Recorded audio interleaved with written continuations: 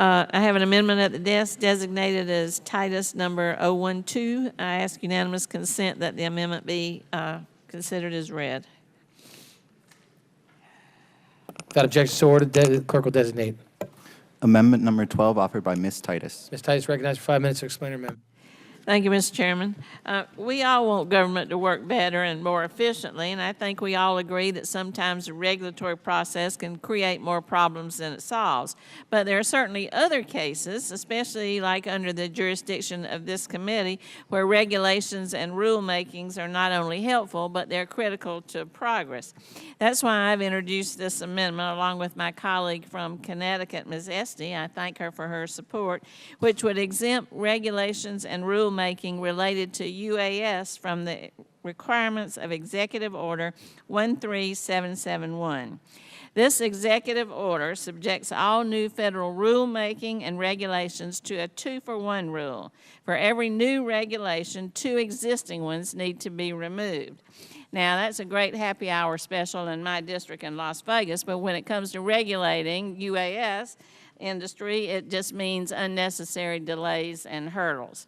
So time and time again, we've heard from witnesses discussing how we're losing ground in this industry to the rest of the world. Our drone technology is not keeping up. Our regulations are being outpaced by technological developments.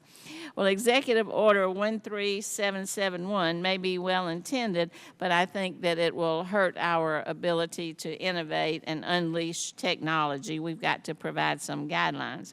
That's why my amendment is supported by the Association of Unmanned Vehicle Systems International and the Small UAV Coalition, which is made up of some of the leading technology companies, including Intel, Amazon Prime Air, Air Maps, and Google X, just to name a few.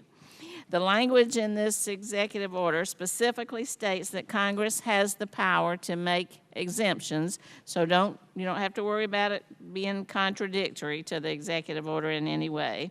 I just think this is one of those necessary and common sense exemptions or exceptions that we need to make. It also does nothing to impede our own rulemaking abilities, just quite the contrary. Without this amendment, I'm afraid we're going to see significant delays in implementing a number of the amendments and provisions in the underlying bill that have been advocated by people on both sides of the aisle today.